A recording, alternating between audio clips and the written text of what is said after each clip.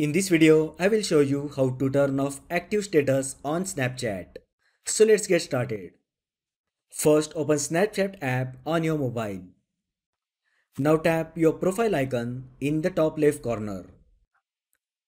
Go to Snapchat settings menu by tapping on gear icon located at the top right side.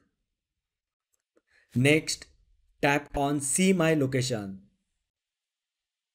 On See My Location screen, you will find three options: Ghost Mode, My Friends and Selected Friends. To turn off your location completely, enable Ghost Mode toggle button. When you turn off your Snapchat location, your active status also gets turned off. From now on, your friends won't be able to see when you are active on Snapchat. So that is how you can turn off Snapchat active status. If you find the video helpful, then like the video, share with your friends and subscribe to my channel.